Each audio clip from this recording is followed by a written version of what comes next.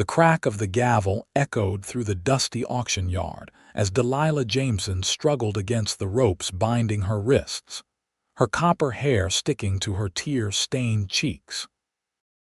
She wasn't livestock, yet here she stood on the wooden platform in Opal, Wyoming, 1878, among men who viewed her as nothing more than property to be purchased and used. The summer sun beat down mercilessly on the auction yard, dust swirling around the crowd of rough-looking men who had gathered for the monthly slave auction, despite the practice being illegal since the end of the Civil War. Opal was a lawless frontier town where such prohibitions meant little to those with money and power. "Next up, gentlemen," barked the auctioneer, a portly man with tobacco-stained teeth named Frank Wilkins, a fine specimen of womanhood. 20 years old, healthy and strong. "Can cook, clean, and tend to all your needs." He winked, causing the crowd to erupt in crude laughter. Delilah kept her gaze fixed on the distant mountains. She would not give them the satisfaction of seeing her break. 3 weeks ago, she had been traveling west with her father when bandits attacked their stagecoach. Her father died defending her, but Delilah had been taken and sold to a gang that specialized in human trafficking. Now she stood here, being auctioned off like a prized mare. "Bidding starts at $50, Wilkins announced. "50, called a voice from the crowd. "60, shouted another. The bidding continued, each call driving Delilah deeper into despair. She closed her eyes, trying to block out the sounds of men bartering for her life. $300, came a new voice, quieter than the others but firm with resolve. Delilah's eyes snapped open. At the back of the crowd stood a tall man with broad shoulders, his face shadowed by a worn Stetson. His clothing was dusty from the trail, but even at a distance, she could see the intensity in his stance. "300 going once," Wilkins called, surprised by the jump in bidding. "350, countered a burly man with a scarred face whom Delilah recognized as Vance Thornton, owner of the largest cattle ranch in the county. His reputation for cruelty toward his workers was well known. "400, the stranger responded without hesitation. "450. $500, the stranger said, stepping forward so that Delilah could see his face clearly for the first time. He was younger than she expected, perhaps 25, with sun-weathered skin and eyes the color of a summer storm. "500 from Sawyer Zimmerman," Wilkins announced, recognizing the man. "Do I hear 550? Thornton hesitated, sizing up his competition. 550, he finally said, though with less confidence. 600, Sawyer countered immediately. The crowd murmured.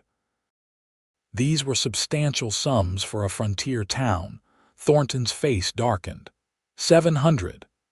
"Everything I have," Sawyer said, pulling a leather pouch from his vest pocket. He stepped forward and emptied it onto the auctioneer's table. Gold coins and bills spilled out. $873. "Every cent I've saved over 5 years working my claim." A hush fell over the crowd. Even Thornton seemed taken aback by the unexpected display. $873 going once, Wilkins called, eyeing the pile of money greedily. "Going twice." Thornton spat on the ground. "You'll regret this, Zimmerman," he growled before turning away. Sold to Sawyer Zimmerman for $873. Delilah felt her legs weaken. She had been sold, but to whom? A man who had spent his entire savings to purchase her. What did he want from her? What would happen now? Sawyer approached the platform, his expression unreadable as he paid Wilkins. The auctioneer handed him a piece of paper, a bill of sale, and Sawyer folded it carefully before tucking it inside his vest. "Come with me," he said quietly as he helped Delilah down from the platform. His touch was gentle but firm on her elbow as he guided her through the dispersing crowd. Delilah walked beside him, acutely aware of the stares following them. Sawyer led her to a hitching post where a chestnut mare waited patiently. Without speaking, he took a knife from his boot and cut the ropes binding her wrists. Delilah rubbed her raw skin, eyeing him warily. "What do you want from me?" she asked, her voice hoarse from days of disuse. Sawyer looked at her directly for the first time. "Nothing," he replied, handing her the bill of sale. "You're free to go wherever you wish. I couldn't stand by and watch them sell you to Thornton." Delilah stared at the paper in her hands, then back at him, unable to comprehend his words. "Free," she echoed. "Free," he confirmed. "Though I'd advise against staying in Opal. Thornton isn't a man who takes kindly to losing, and there are others who might try to take you again." "I have nowhere to go," Delilah admitted, the reality of her situation crashing down upon her. Her father was dead, their money and possessions stolen, and she was alone in an unfamiliar and hostile territory. Sawyer hesitated, then said, "I have a small cabin and claim about 15 miles west of here. It's not much, but you'd be safe there until you decide what you want to do next." Delilah studied him, searching for deception in his eyes but finding only sincerity. Still, experience had taught her caution. "Why would you help me? You don't even know me."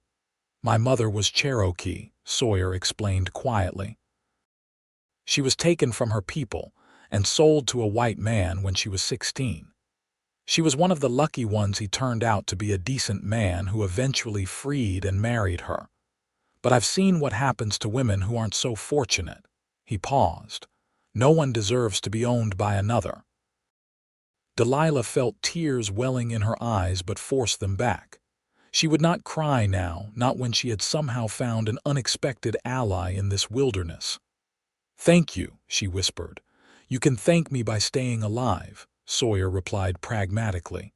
"Can you ride?" Delilah nodded. Her father had insisted she learn horsemanship from an early age. "Good." Sawyer helped her mount his mare, then took the reins and began leading them away from town on foot. "We should put some distance between us and Opal before nightfall." They traveled in silence for several miles, following a narrow trail that wound through sagebrush and scattered pine. The sun began its descent toward the western mountains, casting long shadows across the land. Delilah watched Sawyer's back as he walked ahead of her, trying to reconcile the fact that this stranger had spent everything he had to rescue her. "Mr. Zimmerman," she finally said, "I don't know how I can ever repay you." Sawyer glanced back at her. "Sawyer is fine. And there's nothing to repay. You spent your life savings on me," he shrugged. "Money comes and goes. My claim is still producing enough gold to get by. You're a gold miner, small scale, not enough to make me rich but enough to live on." He paused. "I was saving to buy more land, maybe start a proper ranch someday." Delilah felt the weight of what he had sacrificed. "And now that money is gone, because of me." "Because I chose to spend it," he corrected, "and I don't regret it." As the sky darkened, Sawyer led them off the main trail to a small clearing beside a creek. "We'll camp here tonight," he said, helping Delilah dismount. "My cabin's still another 8 miles or so." He efficiently set up a small camp, gathering firewood and starting a fire while Delilah watered the horse. When she returned, he was laying out a simple meal of jerky, hard biscuits, and coffee. "It's not much," he apologized, offering her a tin plate. "It's more than I've had in days," she replied truthfully, accepting the food gratefully. As they ate, Delilah gathered her courage and asked, "How did you know to be at the auction today?" Sawyer's expression darkened. "Word gets around. When I heard Wilkins was planning another illegal auction, I knew I had to do something. I've tried to get the territorial marshal involved before, but Wilkins has too many friends in high places." "You've done this before, purchase people to free them," he nodded. "When I can. Usually not at such high prices, though. Thornton drove up the bidding. Why would he want me so badly? Sawyer hesitated. Thornton's wife died last winter. He's been looking for a replacement. His tone made clear what kind of replacement Thornton had in mind. Delilah shuddered. I'm even more grateful for your intervention. Get some rest, Sawyer said, changing the subject. You can use my bedroll. I'll keep watch. Don't you need sleep too? I'm used to long nights. He stood and added more wood to the fire. We'll head out at first light. Despite her exhaustion, sleep eluded Delilah for a long time. She lay wrapped in Sawyer's blankets, watching him silhouetted against the firelight, wondering what kind of man spent everything he had to free a stranger. Dawn broke clear and cool, the morning dew glistening on the sagebrush. Sawyer had coffee brewing by the time Delilah awoke, and they shared a quick breakfast before continuing their journey. The landscape grew more rugged as they traveled, the trail climbing into pine-covered hills. By midday, they crested a ridge, and Sawyer pointed to a small clearing below where a log cabin nestled against a hillside. There it is, he said. Home. It was a modest dwelling but well built, with a small corral adjacent to it and a stream running nearby. Smoke rose from the chimney, which caused Sawyer to frown. I wasn't expecting company, he murmured, his hand moving to the revolver at his hip. As they approached, the cabin door opened, and an elderly man with a long white beard stepped out, rifle in hand. When he saw Sawyer, he lowered his weapon and grinned. About time you showed up, boy. Been wondering if you'd gotten yourself killed. Just delayed, Doc, Sawyer replied, visibly relaxing. What brings you out here? Came to check your supplies like I promised. The old man's eyes shifted to Delilah, and his bushy eyebrows rose. And who might this young lady be? Delilah Jameson, she answered for herself. Mr. Zimmerman helped me out of a difficult situation in Opal. Did he now? Doc's eyes twinkled with curiosity. Well, any friend of Sawyer's is welcome here. I'm Doc Pritchard, though I haven't practiced medicine properly in years. Doc lives about 3 miles east, Sawyer explained. He's the closest thing to a neighbor I have. Doc helped Delilah dismount while Sawyer took care of the horse. Sawyer mentioned a difficult situation, Doc said quietly. You all right, miss? I will be, Delilah replied, not wanting to discuss her ordeal. Doc seemed to understand and didn't press further. Well, I've restocked your pantry and left some medicine for that cough of yours, Sawyer. I should head back before dark. Stay for supper at least, Sawyer offered. Doc shook his head. Can't. Mrs. Hawkins is expecting her baby any day now, and I promised to stay close to town. He winked at Delilah. Besides, 3's a crowd. Before either could protest, Doc was mounting his mule and tipping his hat. Miss Jameson, it's been a pleasure. Sawyer, try not to be such a stranger in town. As Doc rode away, Delilah turned to find Sawyer watching her with an unreadable expression. He seems nice, she offered. Doc's one of the good ones, Sawyer agreed. Saved my life once when I came down with mountain fever. Come on, let me show you around. The cabin was larger inside than it appeared from outside, with one main room containing a stone fireplace, a rough-hewn table with chairs, and basic cooking equipment. A ladder led to a small loft area. Everything was simple but neat and well-maintained. You can take the bed up in the loft, Sawyer said. I'll sleep down here by the fire. I can't put you out of your bed, you're not, he interrupted.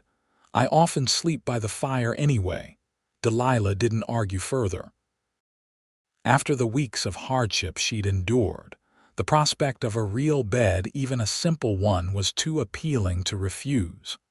While Sawyer tended to his horse, Delilah explored the cabin more thoroughly. She found a small shelf of books surprising in a frontier miner's cabin containing volumes of poetry, history, and practical guides to mining and farming. On a crude desk in the corner, lay a journal open to a half-written page, the handwriting neat and precise. Sawyer returned to find her examining his small library. "You like to read?" he asked. "Very much," she replied. "My father was a teacher before we decided to come west."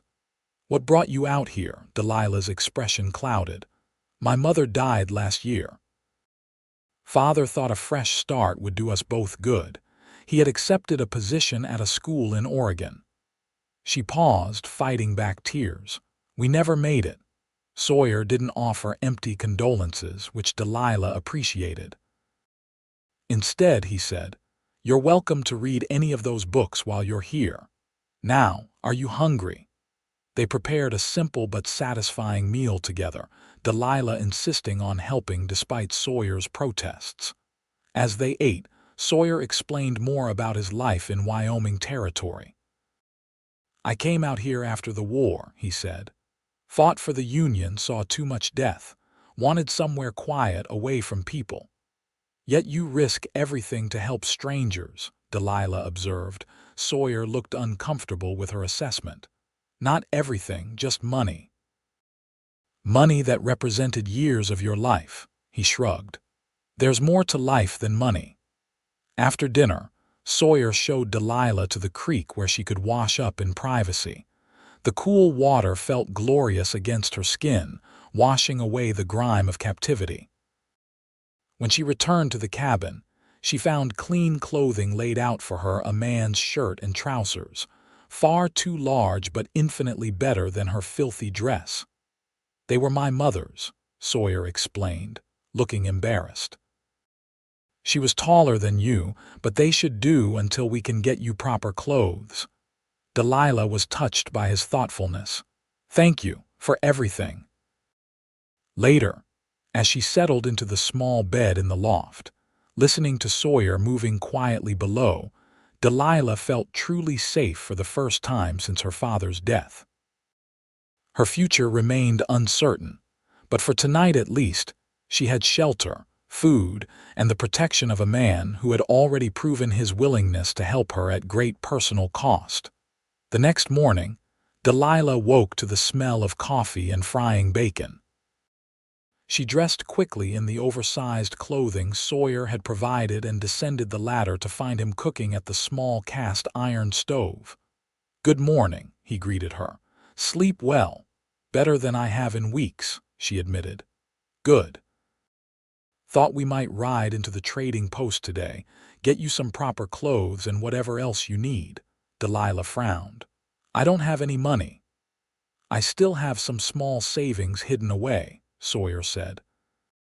"And the trading post isn't in Opal, it's to the north, run by a Shoshone family I trade with regularly. We should be safe there." After breakfast, they rode together on Sawyer's mare, Delilah sitting behind him with her arms wrapped hesitantly around his waist. The closeness was necessary but unfamiliar, and she found herself acutely aware of his solid presence before her. The trading post was a 2-hour ride from Sawyer's cabin, situated at a crossroads where several trails converged. It consisted of a large log structure with attached stables and corrals, with several teepees visible behind it. A Shoshone man about Sawyer's age emerged as they dismounted. "Sawyer, been wondering when you'd show up." His English was perfect, with barely an accent. "Daniel," Sawyer greeted him with a handshake. "This is Miss Delilah Jameson. Delilah, this is Daniel Eagle Road. His family runs this trading post." Daniel's dark eyes assessed Delilah curiously but kindly. "Welcome, Miss Jameson. Any friend of Sawyer's is welcome here. Daniel's sister might have some clothing that would fit you better than what you're wearing," Sawyer suggested. Daniel nodded. "Sarah's inside. She'll help you." Delilah followed Daniel into the trading post, while Sawyer stayed outside to water their horse. The interior was well organized, with goods ranging from practical necessities to beautifully crafted Shoshone beadwork. Sarah Eagle Road was arranging fabrics when they entered. She was perhaps a few years older than Delilah, with long black hair and an intelligent face. After Daniel explained the situation, Sarah smiled warmly at Delilah. "Come with me," she said, leading Delilah to a back room. "I think I have several things that might suit you." Over the next hour, Sarah helped Delilah select appropriate clothing: 2 simple dresses, a riding skirt, several blouses, undergarments, and a warm shawl for the cool mountain evenings. When Delilah protested the expense, Sarah waved her concerns away. "Sawyer has helped our family many times," she explained.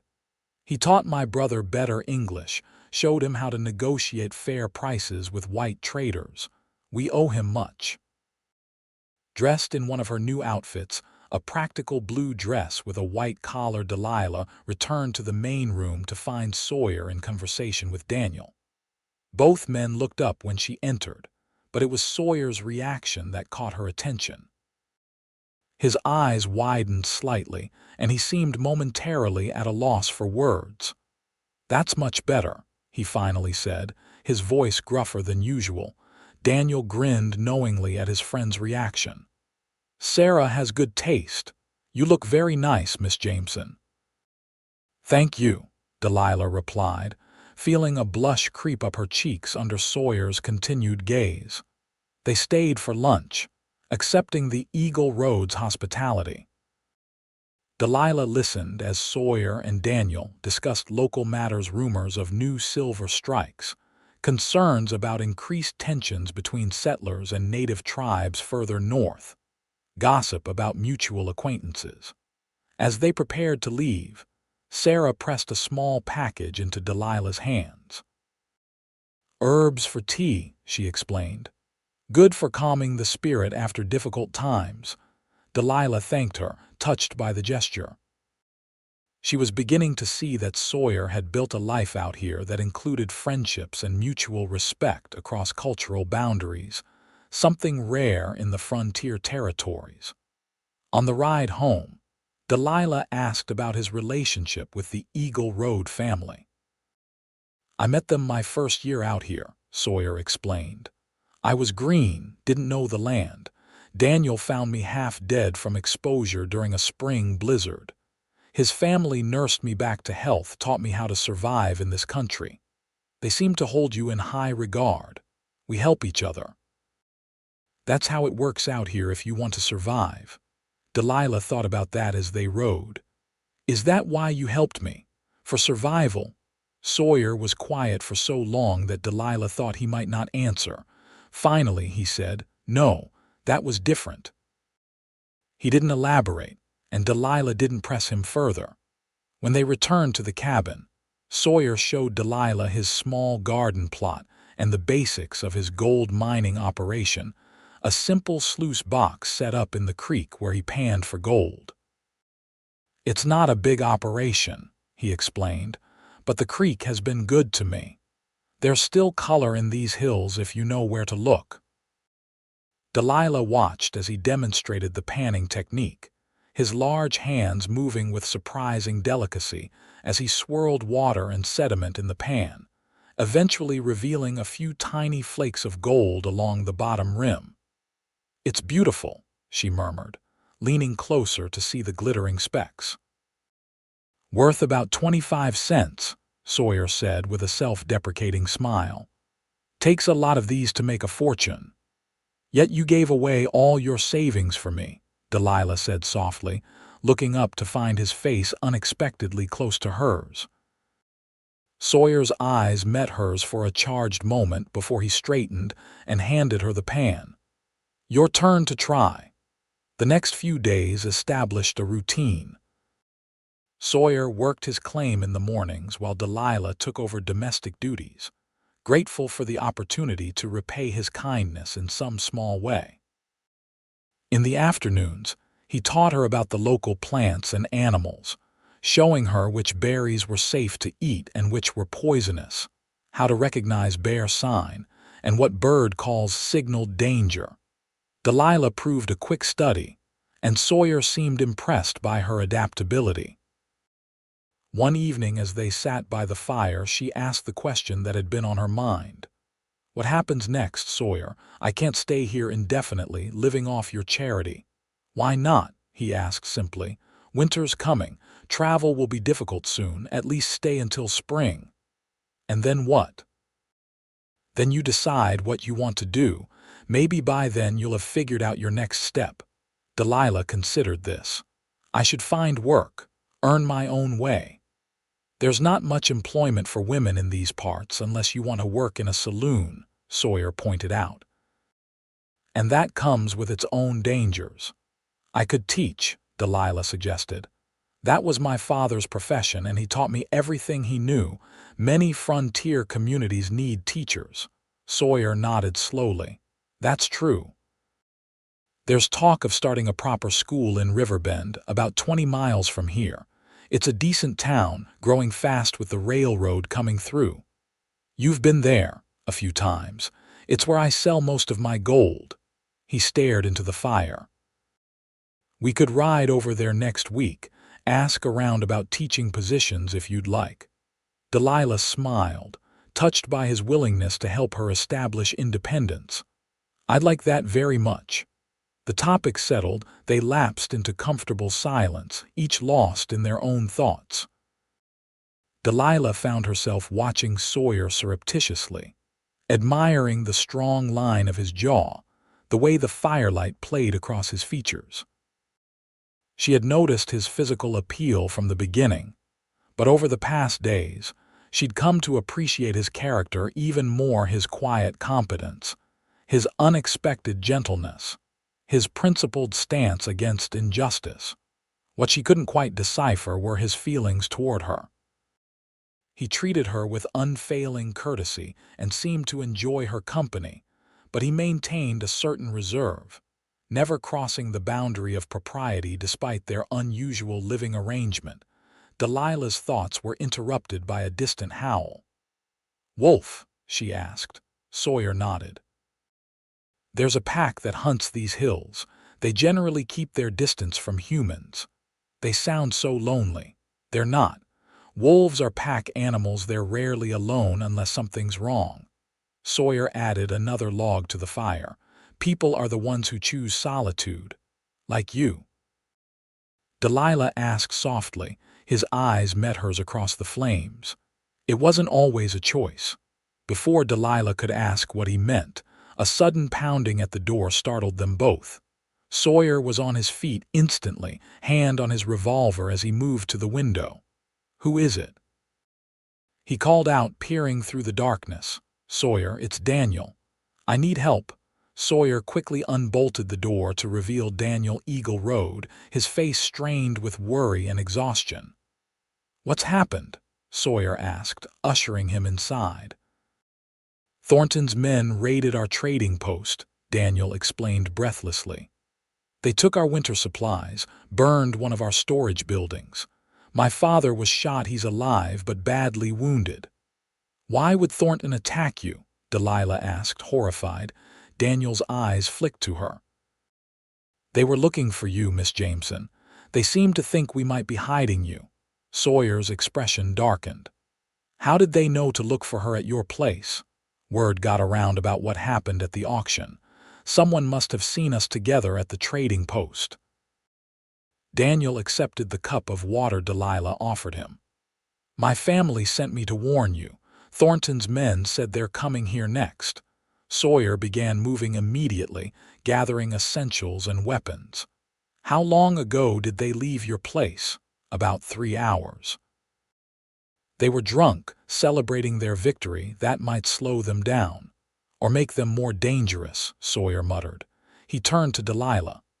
"Pack only what you absolutely need. We have to leave now." Delilah hurried to obey, her hands trembling as she gathered her few possessions. This was her fault. People had been hurt because of her. Within 15 minutes they were ready. Sawyer had loaded his rifle and revolver, packed food and supplies, and saddled his horse. He helped Delilah mount, then turned to Daniel. "You should come with us," he urged. "It's not safe for you to return alone." Daniel shook his head. "My family needs me. Besides, they've already done their damage to us. It's you two they want now." "Where will you go?" Daniel asked Sawyer. "North, into the high country. I know places where we can hide until the snow drives them back down." Daniel gripped Sawyer's arm. "Be careful, my friend. Thornton is not a man who forgets a grudge." "Neither am I," Sawyer replied grimly. He mounted behind Delilah and took the reins. "Tell your father I'll come back to help rebuild when I can." They rode away from the cabin at a steady pace, Sawyer guiding the horse along a barely visible trail that wound deeper into the mountains. The night was clear and cold, stars blazing overhead in a way Delilah had never seen in the east. "I'm so sorry," she said after they had ridden in silence for some time. "This is all because of me." "No," Sawyer corrected firmly. "This is because of Thornton and men like him who think they can own people and take whatever they want." "But if you hadn't helped me, if I hadn't helped you, you'd be suffering far worse at Thornton's hands right now," Sawyer said. "I don't regret my choice, Delilah. Don't you regret it either?" His use of her given name the first time he had done so caught her attention. There was something in his voice, a warmth and intimacy that made her heart beat faster despite their precarious situation. They rode through the night, stopping only briefly to rest the horse. By dawn, they had climbed high into the mountains, the air noticeably thinner and cooler. Sawyer finally called a halt in a small clearing surrounded by dense pine forest. "We'll rest here for a few hours," he decided. "They won't be able to follow our trail easily, and we all need sleep." He unsaddled the horse and set out a simple camp, spreading his bedroll for Delilah. When she protested, he shook his head. "You need rest more than I do. I'll keep watch for a while, then wake you when it's your turn." Too exhausted to argue, Delilah lay down, pulling the blanket around her against the mountain chill. Despite her anxiety, fatigue overcame her quickly and she fell into a deep sleep. She woke to Sawyer gently shaking her shoulder. The sun was high overhead, indicating she had slept for several hours. "My turn to watch?" she asked, sitting up groggily. "No, we need to move," Sawyer replied, his voice tense. "I spotted smoke to the south, could be a campfire. They might be following our trail after all." They quickly broke camp and continued north, the terrain growing increasingly rugged. Sawyer led them along game trails and stream beds, occasionally doubling back or taking seemingly random turns. "Are you trying to confuse them?" Delilah asked. "And confuse our trail," Sawyer confirmed. "The horse leaves tracks, but if we cross enough water and hard ground, they'll have a harder time following us." By late afternoon, they reached a high alpine meadow surrounded by rocky outcroppings. A small, rough-hewn cabin stood at one edge, nearly invisible among the trees until they were almost upon it. "What is this place?" Delilah asked as they dismounted. "Old trapper's cabin," Sawyer explained. "I found it my second year out here, fixed it up a bit. Not many people know about it." The cabin was crude but solid, with a stone fireplace and a single room containing a bed frame with a straw-filled mattress, a table with a single chair, and a few basic supplies stored in crates. "It's not much," Sawyer apologized, "but it should be safe for now." "It's perfect," Delilah assured him, relieved to have shelter. While Sawyer tended to the horse and gathered firewood, Delilah set about making the cabin more habitable, sweeping out dust and spiderwebs and organizing their supplies. By the time Sawyer returned, she had a small fire going in the fireplace and was heating water for coffee. "You're adjusting well to frontier life," he observed, setting down an armload of wood. Delilah shrugged. "I'm trying. It helps to stay busy, keeps me from thinking too much about everything that's happened." Sawyer studied her for a moment, then said quietly, "You're stronger than you know, Delilah." She looked up, startled by the compliment and the admiration in his eyes. I don't feel strong. I feel scared and responsible for putting you and the Eagle Roads in danger. Being scared doesn't mean you're not strong. It means you understand the situation. He moved to the doorway and gazed out at the meadow, now bathed in golden late afternoon light. We should be safe here for a while.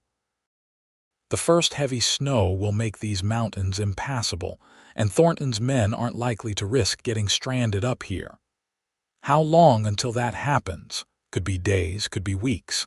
Weather in these mountains is unpredictable. What will we do until then? Sawyer turned back to her. Survive. That's all any of us can do out here. That night they shared the single bed, Sawyer insisting on sleeping on top of the blankets while Delilah slept beneath them. Despite the propriety of the arrangement, Delilah was acutely aware of his presence beside her, the sound of his breathing, the warmth of his body. It was both comforting and disconcerting, and it took her a long time to fall asleep. The next days fell into a routine. Sawyer hunted for food while Delilah maintained their shelter and gathered edible plants he had taught her to identify. They worked well together, developing an easy rhythm that required few words. In the evenings, they talked. Sawyer proved to be surprisingly well-read for a frontier miner, and Delilah enjoyed their discussions about books they had both read. He told her more about his past, his childhood in Missouri with his Cherokee mother and white father, his service in the Union Army, his decision to seek solitude in the Wyoming Territory after the war. "I saw too much death," he explained one night as they sat by the fire. "Too much hatred. Needed to find a place where a man is judged by what he does, not who his parents were." "And did you find that here?" Delilah asked. "Sometimes," he replied thoughtfully. "There are good people like the Eagle Roads' Doc Pritchard. And there are men like Thornton who bring the worst of the old world with them." "What about me?" Delilah asked softly. "Where do I fit in your world?" Sawyer looked at her, the firelight reflecting in his eyes. "You don't fit in my world, Delilah. You've changed it." Before she could ask what he meant, he stood and went to the door, checking the weather as he did every evening. "Snow's coming," he announced. "I can smell it." Sure enough, they woke the next morning to a world transformed. Several inches of snow had fallen during the night, and large flakes continued to drift down from a pearl-gray sky. The meadow was a pristine blanket of white, the surrounding pines frosted like a Christmas scene. "It's beautiful," Delilah breathed, standing in the doorway. "And dangerous," Sawyer reminded her, though he smiled at her wonder. "But this is good news for us. Thornton's men won't be able to reach us now, not until spring thaw." "What about going back down to your cabin? Too risky?" "The trail would be treacherous even without Thornton's men possibly waiting for us." Sawyer surveyed their supplies. "We have enough to last a while if we're careful, and I can hunt when the snow lets up."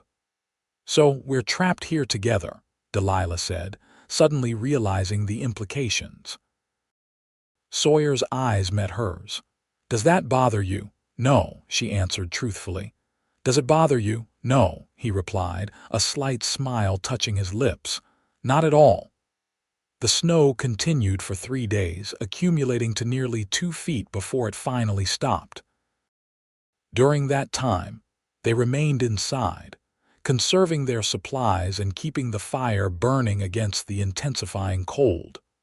On the 4th day, the sun emerged, creating a dazzling landscape of sparkles and shadows.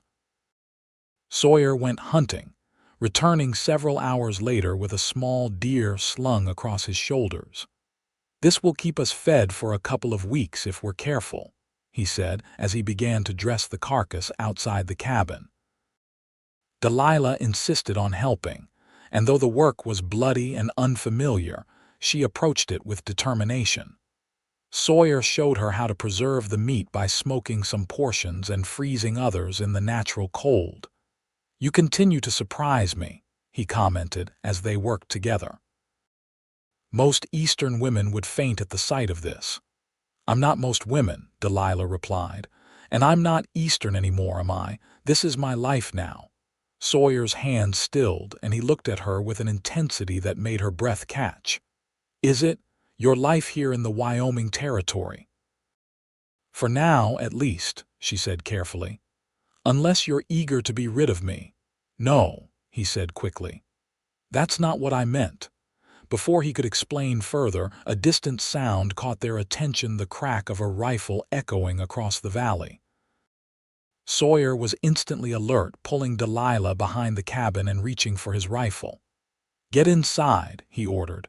Stay away from the windows. What is it? Thornton's men, she asked, fear constricting her throat. Maybe, or other hunters. Either way, we're not taking chances. They remained vigilant as darkness fell, but no further shots were heard, and no one approached the cabin. Still, Sawyer insisted on taking turns keeping watch through the night, and Delilah didn't argue. During her watch, sitting by the small window with Sawyer's revolver in her lap, Delilah contemplated how much her life had changed in just a few short weeks. She had lost her father and nearly lost her freedom, only to find herself in this remote wilderness with a man she was increasingly certain she was falling in love with. The realization should have frightened her, but instead, it brought a strange calm. Whatever happened next, her life had been irrevocably altered by Sawyer Zimmerman, the quiet miner who had spent everything he had to set her free. Morning came without incident, but Sawyer remained cautious. I'm going to scout the area, he told Delilah after breakfast. See if I can find any sign of who fired that shot yesterday. I should come with you, she argued. It's not safe for us to separate. It's less safe for you to be out there if it is Thornton's men, Sawyer countered. Please, Delilah. Stay here, keep the door barred, and if anyone but me approaches, use this. He handed her his revolver. Reluctantly, she agreed, and Sawyer departed, rifle in hand, promising to return before midday.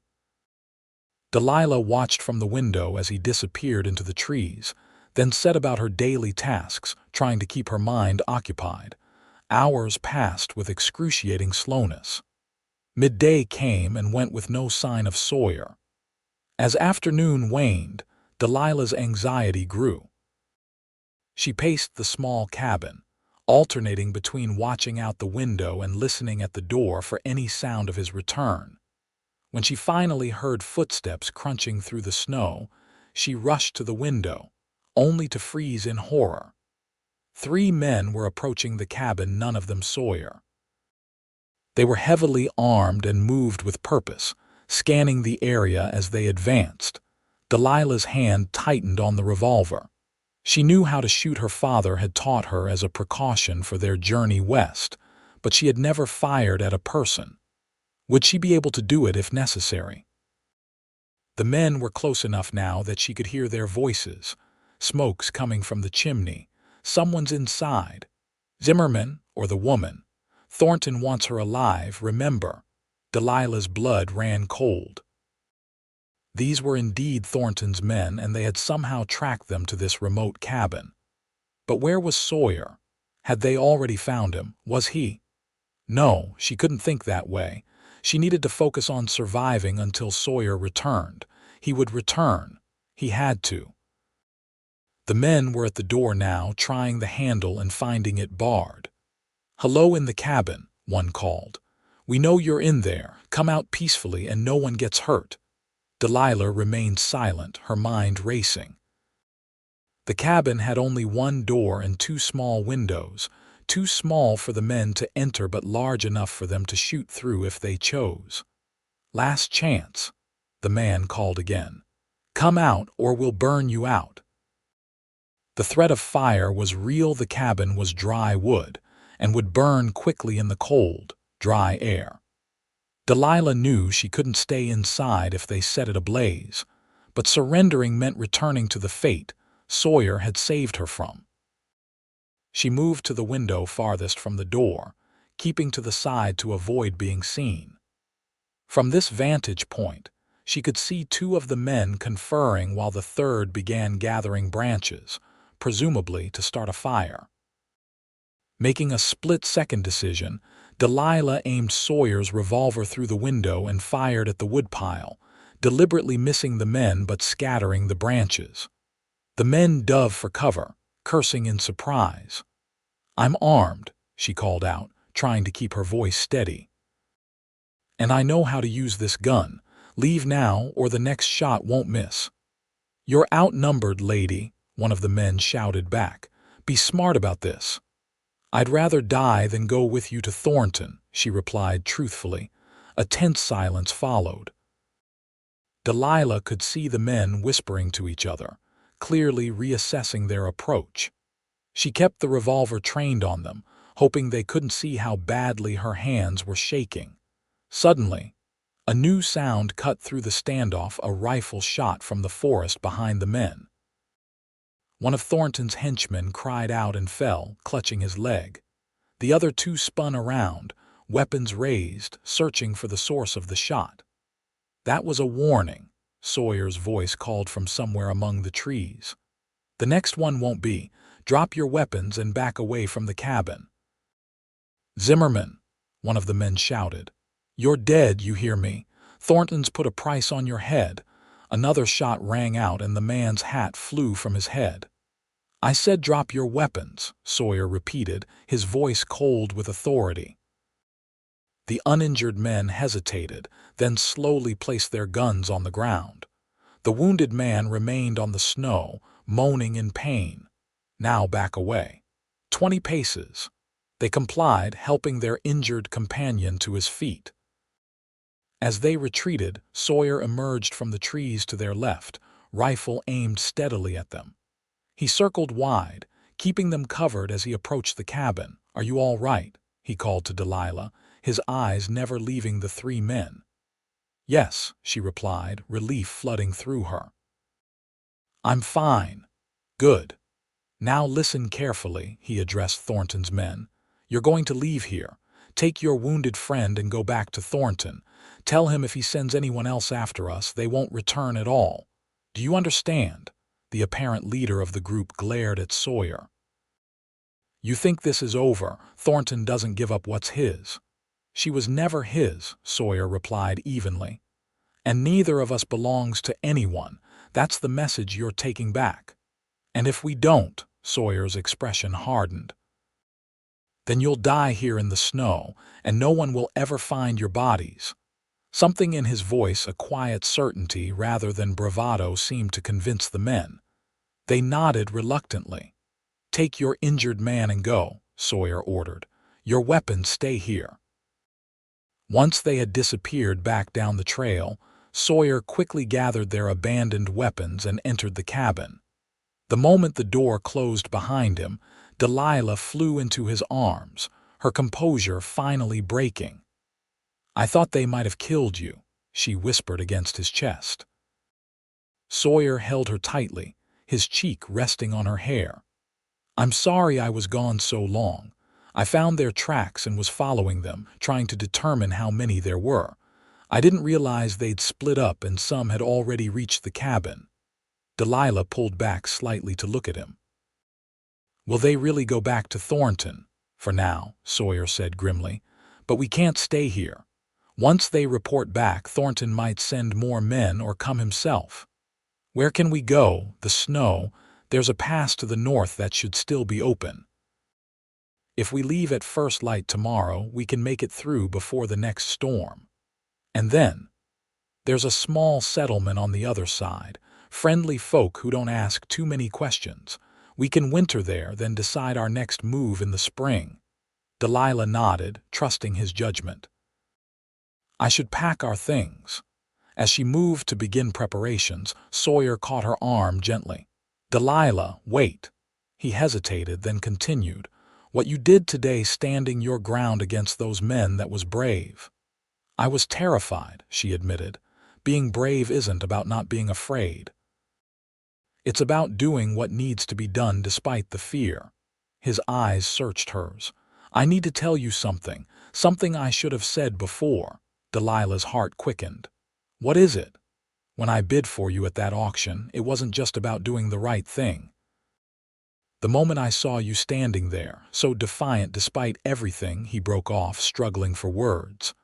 "I felt something I can't explain, like I'd been waiting my whole life to find you."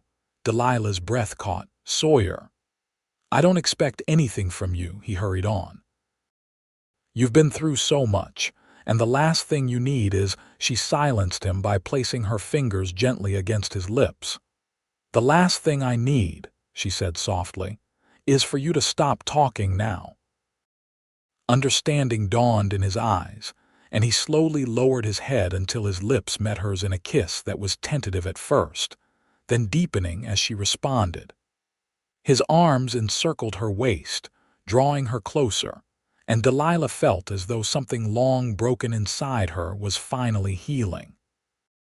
When they parted, both slightly breathless, Sawyer rested his forehead against hers. "I don't have much to offer you," he murmured. "Just a miner's cabin and a life that's often hard and lonely." "You offered everything you had to free a stranger," Delilah reminded him. "That's the kind of man I want beside me, whatever the future brings." They left at dawn the next morning, taking only what they could carry on Sawyer's horse. The journey through the pass was arduous, the trail narrow and treacherous with ice in places, but they reached the other side by nightfall. The settlement Sawyer had mentioned was little more than a cluster of cabins and a general store, but the residents welcomed them without suspicion. An elderly couple named the Hendersons offered them shelter in an unused trapper's cabin on their property in exchange for Sawyer's help with winter chores. As winter deepened, Delilah and Sawyer settled into their temporary home. They were married by a traveling preacher who passed through the settlement just before Christmas, with the entire small community attending the simple ceremony. Life in the mountains was challenging but rewarding. Delilah began teaching the settlement's children, gathering them in the communal meeting house 3 days a week. Sawyer worked alongside the other men, hunting and maintaining the community's buildings against the harsh weather. At night, they returned to their small cabin where they shared their hopes and plans for the future. Sawyer spoke of returning to his claim in the spring, using the gold to buy a small ranch where they could raise horses and cattle. Delilah dreamed of establishing a proper school, perhaps even in Riverbend once the railroad brought more families to the area. Winter eventually gave way to spring, the snow retreating up the mountainsides as warm Chinook winds swept through the valleys. With the changing season came news from beyond their isolated haven, including word that Vance Thornton had died in a saloon brawl in Cheyenne. "You think it's true?"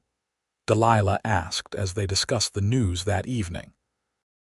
"The Henderson boy heard it from the mail carrier who got it from Cheyenne directly," Sawyer replied. "I'm inclined to believe it.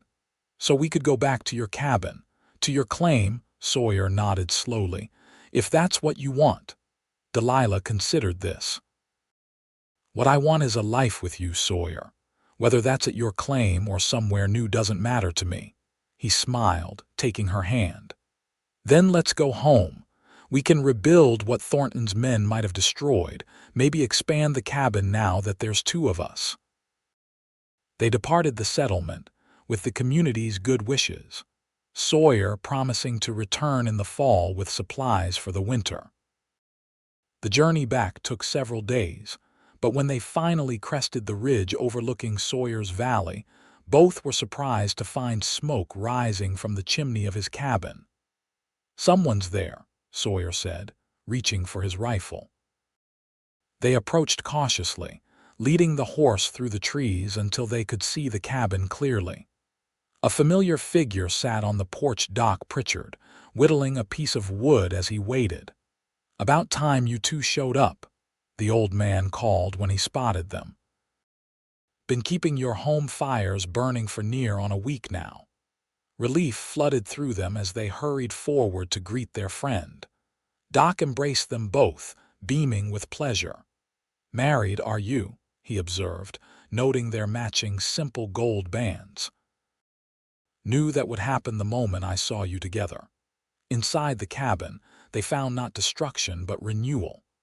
Doc had repaired the door that Thornton's men had damaged and had even built a new chair to match the one already there. Daniel Eagle rode and his brothers helped, Doc explained. "They've been checking on the place regularly, making sure no one else decided to move in. The claim's still producing too. They've kept your share of the gold safe at the trading post." "How are they?" Delilah asked anxiously. "After the raid, doing well," Doc assured her. "Old man Eagle Road recovered from his wound, though he walks with a limp now. Their trading post is busier than ever with the new settlers coming through."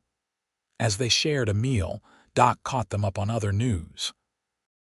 The town of Riverbend was indeed growing rapidly with the railroad's arrival, and they were actively seeking a schoolteacher. "Would be perfect for you, Delilah," Doc suggested.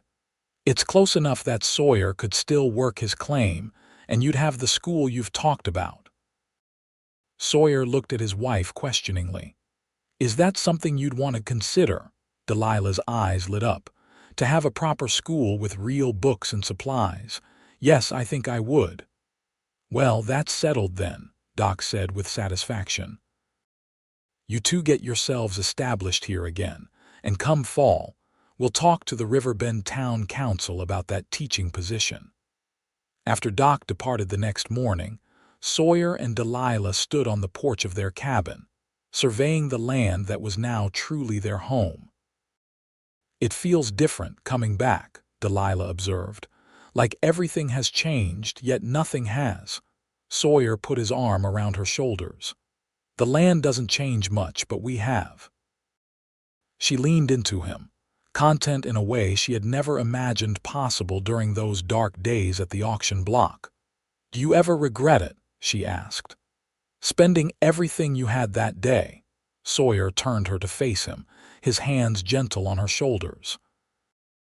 "Delilah, that was the best investment I ever made.